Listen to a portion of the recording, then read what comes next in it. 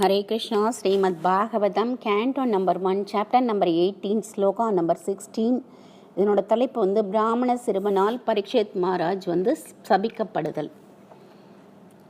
சபை மகாபாகவதா பரீட்சித் ஏனா பவர்காக்கியம் அதப்ரபபுத்திஹி ஞானேன வையாசகி சப்திதேனாம் பீஜகாகேந்திரம் த்வஜபாதமூலம் சவை மகாபாகவதோ பரீட்சித் ஏனா பவர்காக்கியம் அதப்ரபுத்திஹி ஞானேன வையாசகி சப்திதேனா பீஜே காகேந்திரம் திவிஜா பாதமூலம். ஓ சூத கோஸ்வாமி, வியாசபுத்திரனால் வியாசபுத்திரரால் ஸ்ரீல சுகதேவர், வியாசபுத்திரர் யார்? சுகதேவ கோஸ்வாமி. பகவானை பற்றி பேசப்பட்ட எந்த விஷயத்தை கேட்டு பரீட்சித் மகாராஜனின் புத்தி முக்தியில் நிலை பெற்று பறவை ராஜரான கருடனின் புகலிடமான பகவானின் தாமரை பாதங்களை அவர் அடைந்தாரோ அவ்விஷயங்களை பற்றி தயவு செய்து விளக்கி கூறுங்கள். இதில் என்ன சொல்கிறாங்க? பகவானை பற்றி எந்த விஷயம் அவருக்கு முக்தி கொடுத்தது, பகவானை பற்றி கேட்ட விஷயங்களில் எந்த விஷயம் ரொம்ப முக்தி கொடுத்தது, சுகதேவ கோஸ்வாமி அவருக்கு சொன்னது, அவர் எதில் முக்தி அடைஞ்சார் அப்படின்னு கேட்குறாங்க. அதில் சொல்கிறாங்க, பிராகிருதர்னா என்ன அர்த்தம்? அதம பக்தர், பகவானையும் அவரது பக்தர்களையும் பற்றிய திட்டமான அறிவை பெற்றிராத கோயில் வழிபாடு செய்யும் பக்தர் ஆவார். 3 விதமான பக்தர்கள் இருக்கிறாங்களாம். அதில் பார்த்திங்கன்னா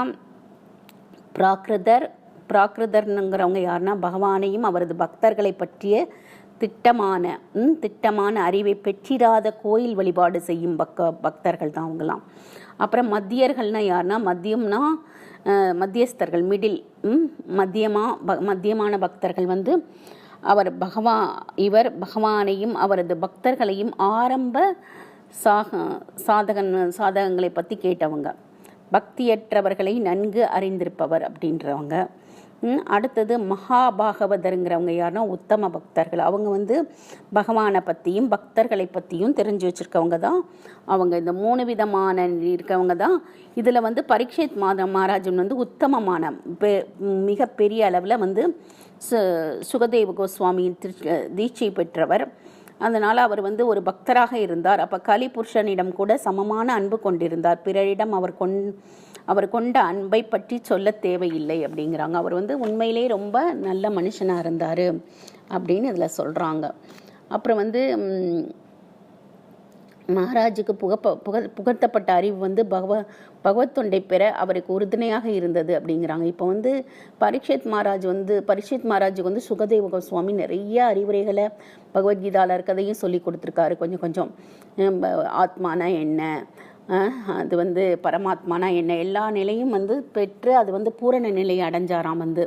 அதுதான் அவருக்கு பந்தத்துலேருந்து, இந்த பௌதீக பந்தத்துலேருந்து விடுதலை பெறத்துக்கு ஒரு சிறந்த வழியாக இருந்தது அப்படிங்கிறாங்க. அப்புறம் தன்னா பரம் புண்ணியம் அசம்வியாமிருதார்த்தம் ஆக்யானம் அத்யதபூத யோக நிஷ்டம் அக்யாகி அனந்தாச்சரிதோபன்னம் பாரிஷிதம் பாகவதா பிரமம். இப்போ என்னென்னா, தூய பக்தர்களுக்கு பிரியமானதும் பரீட்சித் மகாராஜனுக்கு உபதேசிக்கப்பட்டதும் பக்தியோகம் நிறைந்ததும் தூய்மைப்படுத்தப்படுவதும் ஒப்பற்றதுமான அந்த எல்லையற்றவரின் கதைகளை தயவு செய்து கூறுங்கள். இப்போ பகவானை பற்றிய கதைக்கு வேறு எந்த கதையும் ஈடாகாது. அவருடைய பக்தி யோகத்துக்கு சிறந்தது அவருடைய பக்தர்களுடைய பக்தியும் அவருடைய லீலைகளையும் நம்ம கேட்டால் தான் நம்ம வாழ்க்கையில் தூய்மை அடைஞ்சு முக்தி பெற முடியும் அப்படிங்கிறாங்க.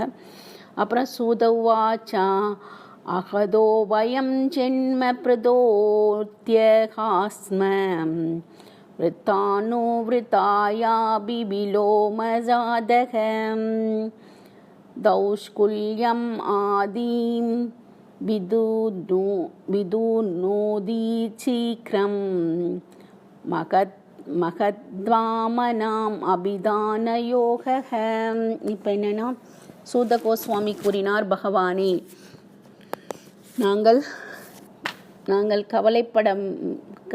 நாங்கள் கலப்படமான ஜாதியில் பிறந்திருந்த போதிலும் உயர்ந்த அறிவை பெற்றிருந்தவர்களுக்கு தொண்டு செய்வது, அவர்களை பின்பற்றுவதாலேயே பிறவி பயனை அடைந்து விடுவோம். இத்தகைய மகான்களுடன் உரையாடுதலாலேயே இழிந்த குலத்தில் ஏற்படும் இழுக்கை ஒருவரால் உடனே தூய்மைப்படுத்த முடியும். எந்த ஒரு பிராமண குலத்தில் பிறக்கலைனாலும் சரி, சூத்திரராக இருந்தால் கூட யாரெல்லாம் பகவானுடைய விஷயங்களை கேட்குறாங்களோ அவங்களுடைய குலத்தினுடைய பெருமைகள்லாம், குலத்தினுடைய பெருமைலாம் வந்து இது குலத்தினுடைய இழுக்கை வந்து பகவான் வந்து தூய்மைப்படுத்துகிறாராம். அதை தான் சொல்கிறாங்க. நம்ம வந்து குட் டிவோஷன் சர்வீஸ் பண்ணுறவாளோட அசோசியேஷன் வச்சா நம்மளுடைய அழுக்கு அகங்காரம் எல்லாம் போகுன்றாங்க. அடுத்தது குத புனர்ன் கிருதோ நாமதஷ்ய மகத்தமை காந்த பிரயாணயஸ்யம் யோனந்த சக்திர் பகவான் அனந்தோ மகத் குணவாத்யம் அயஹனந்தம் ஆகுகும். மேலும் எல்லையற்ற சக்தியை கொண்டவரான எல்லையற்றவரின் புனித நாமத்தை பாடும் சிறந்த பக்தர்களுடைய வழிகாட்டலின் கீழ் உள்ளவர்களை பற்றி என்ன சொல்வது? உன்னதமான குணங்களையும் சக்தியும் அளவின்றி பெற்றிருப்பவரான பரமபுருஷர் எல்லையற்றவர் ஆவார். இப்போ வந்து திவிஜ பந்துன்னு இதில் வந்து குறிப்பிடுறாங்க. ஏன்னா புத்தியில் தாழ்ந்த பண்படாத மனிதர்களை வந்து திவிஜ பந்துன்றாங்களாம். இப்போ வந்து உயர்ந்த பிறவியில் பிறந்தாலும் ஆனால் வந்து தாழ்ந்த பண்படாத மனிதர்கள் இருக்காங்கள, பிறவியிலேயே பிராமணர்களாக உயர்த்தப்படும் தாழ்ந்த பிறவினருக்கு எதிராக பல வாக்குவாதங்களை செய்கின்றன. இப்போ இந்த பிராமணன் வந்து சிறுவன் வந்து அவனுடைய இது வந்து வார்த்தைகளால் தான் இவருக்கு வந்து இந்த பாம்பு கடிச்சிடும், 7 நாளில் செத்து போகிறாருன்னு சொல்லி சாபம் கொடுக்குறான். அந்த பையனுக்கு அவ்வளோ வந்து ஒரு புத்தி கிடையாது, பக்குவம் கிடையாது. ஆனாலும் குற்றமில்லாமல் ஜெபிப்பவர்களை வந்து அவர் வந்து இன்சல்ட் பண்ணிட்டார். அதை தான் இதில் வந்து சொல்கிறாங்க. பிராமணனாக பிறந்தாலும் சிறந்த பண்படாத மனிதர்கள் வந்து இந்த பிறவியில் வந்து பிராமணராக இருந்தோ அதில் வந்து தாழ்ந்த பிறவினராக வந்து கருதப்படுகின்றனராம். ஏதா வதாலம் நனு சுஷிதேன குணைர் ஆசாமியான திசாயா அந்யசம் ஹித்வேதாரான் தயதோ விபூதீர் யஸ்யாங்கிரீரேனும் சுஷதே நபிப்பிசோ. இப்போ என்னன்னா, அவர் எல்லையற்றவரும் அவருக்கு இணையானவர் யாருமில்லை என்றும் இப்பொழுது தீர்மானிக்கப்பட்டுள்ளது. எனவே யாராலும் அவரை பற்றி போதுமான அளவு விவரிக்க முடியாது. பிரார்த்தனைகள் செய்தும் ஸ்ரீதேவியான லக்ஷ்மியின் அனுகிரகத்தை சக்தி வாய்ந்த தேவர்களால் அடைய முடியவில்லை. ஆனால் இதே லக்ஷ்மியின் சேவையை பெறும் மனமில்லாத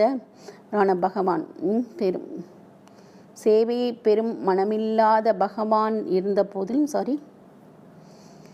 சேவையை பெறும் மனமில்லாதவரான பகவான் இருந்த போதிலும் இப்போ வந்து என்ன சொல்கிறாங்க, இதில் வந்து நிறைய பேர் அந்த எல்லையற்ற பகவானை வந்து வர்ணிக்கிறாங்க. யாராலும் அவரை வந்து புரிஞ்சிக்க முடியாது. ஆனால் ஸ்ரீதேவி வந்து எப்படி இருக்காலாம், அவள் வந்து தன்னுடைய சேவையால் வந்து பகவானை வந்து கவர்ந்து இழுக்கிறதுக்கு அவர் ட்ரை பண்ணுறா. அதனால் அவர் வந்து பகவானுடைய லக்ஷ்மியின் கணவராக இருக்கார். அவர் வந்து பகவானுடைய எல்லையற்ற குணங்களை அவளாலே புரிஞ்சிக்க முடியல, இருந்தாலும் அவள் சேவை பண்ணுறா.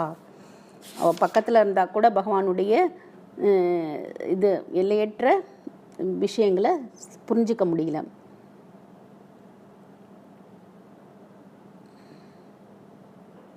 இப்போ பிரார்த்தனையில் மகாலட்சுமி நிறைய பேர் பிரார்த்தனை செய்கிறாங்க. ஆனால் கூட அந்த தேவர்களால் கூட அடைய முடியலையா.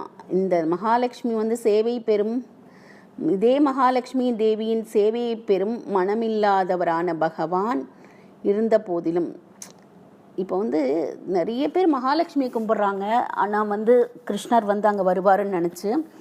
ஆனால் வந்து மகாலட்சுமி வந்து தன்னுடைய சேவையை வந்து பகவானுக்கு செய்ய வந்துடுறாளாம். தன் பக்தர்களை விட்டுட்டு தன்னுடைய சேவையை வந்து பகவானுக்கு செய்ய வர்றா. அதை தான் சொல்கிறாங்க.